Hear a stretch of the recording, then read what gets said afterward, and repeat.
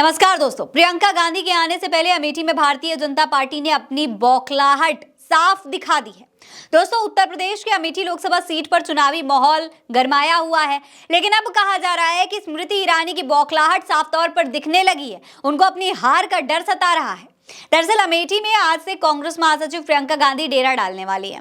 KL Sharma भले ही अमेठी से चुनाव लड़ रहे हो, उन्हें टिकट दे दिया गया हो, लेकिन प्रियंका पूरी तरीके से इस चुनाव की बागडोर संभालने वाली है। लेकिन अमेठी में उनके पहुंचने से पहले ही कांग्रेस कार्यालय के बाहर खड़ी कई गाड़ियों में तोड़फोड़ कर दी गई। वहां पर मौजूद कांग्रेस कार्यकर्ताओं ने इसका आरोप भारतीय जनता पार्टी पर लगाया है। कांग्रेस नेताओं का दावा है कि अमेठी के गौरीगंज थाना क्षेत्र में स्थित पार्टी के कार्यालय के बाहर जो तमाम गाड़ियां खड़ी हुई थी, उनके साथ तोड़फोड़ की गई। नशे में हमलावरों ने वाहनों में तोड़फोड़ की। इसके बाद कांग्रेस कार्यकर्ताओं पर हमला भी किया। इस घटना में कांग्रेस के केंद्रीय कार्यालय के बाहर जो गाड़ियां खड़ी हुई थी, उनमें से करीब 12 गाड़ियां पूरी तरीके से तोड़ दी गई हैं। इस घटना के कई वीडियोस भी सामने आए हैं, जिसमें टूटी फूटी ये गाड़ियां कांग्रेस कार्यालय के बाहर खड़ी हुई दिखाई दे रही हैं। भाजपा के गुंडे तोड़फोड़ करते रहे, लेकिन पुलिस वहां पर दोस्तों मूक दर्शक बनकर खड़ी रही, चुपचाप देखती रही। वहां मौजूद एक शख्स ने बताया है कि पहले पुलिस आई, हम लोगों को गाली दी, फिर भाजपा के लोगों ने गाड़ियों में तोड़फोड़ की, गाड़ियों के शीशे भी तोड़े गए। हम भागते नहीं तो हमें भी जान से मार देते, ये बात ये शख्स कहता हुआ सुनाई दे सकता है। अब दोस्तों, कांग्रेस नेताओं ने पुलिस से शिकायत कर दी है, शिकायत दर्ज करवा दी है, लेकिन दोस्तों ये वही राज्य है जहां के मुख्यमंत्री ये कहते हैं कि सारे गुंडे बदमाश या तो जेल में बंद है या फिर राज्य छोड़कर भाग चुके हैं। फिर ये तोड़फोड़ करने वाले आखिर किसके गुंडे हैं, कौन है ये और किसने भेजा है इनको? भारतीय जनता पार्टी के इरादों पर दोस्तों अब सवाल खड़े होने लगे। लोग कह रहे हैं कि 5 साल से स्मृति ईरानी ने गुंडों और पुलिस के बल पर अमेठी में दहशत बनाकर रखी है, लेकिन अब उन्हें अपनी हार दिखने लगी है। इसीलिए पहले राहुल गांधी को उकसाने की कोशिश कर रही थी, उसमें नाकाम हुई और अब ये किया जा रहा है।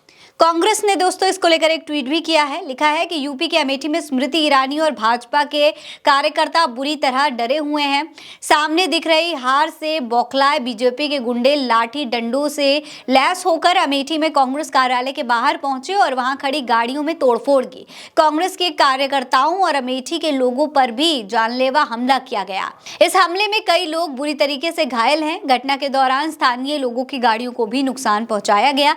इस पूरी घटना के दौरान पुलिस प्रशासन मूक दर्शक बनकर खड़ा रहा। यह घटना गवाह है कि अमेठी में बीजेपी बुरी तरीके से हारने वाली है। कांग्रेस नेता श्रीनिवास बीवी ने भी इस पर ट्वीट किया है। उन्होंने लिखा है कि अमेठी में देर रात जो कुछ हुआ वो ना तो पहले कभी किसी ने देखा और ना ही सुना।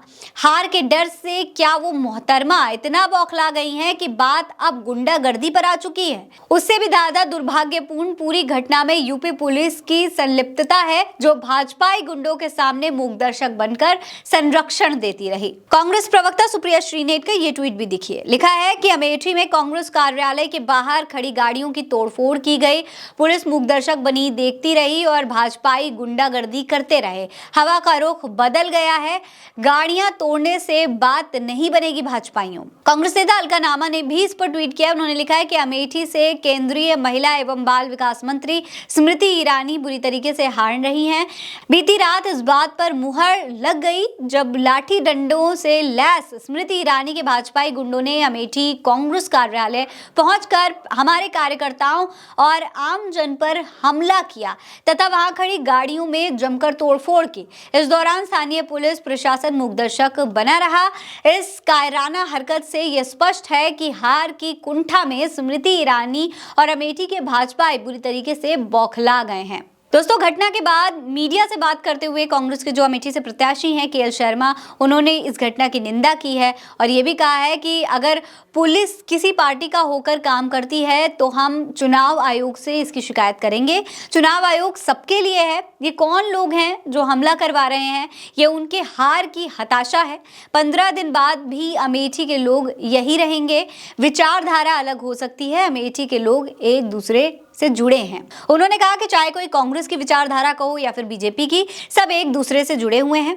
खैर दोस्तों, अब 20 मई को अमेठी में चुनाव होने वाले हैं। उसके बाद ही ये साफ हो पाएगा कि क्या अमेठी की जनता स्मृति ईरानी की छुट्टी करेगी या नहीं। आपको क्या लगता है? अपनी राय में कमेंट सेक्शन में लिखकर जरूर बताइएगा। ये खबर आप उल्टा चश्मा यूसी पर देख रहे हैं। नमस्कार।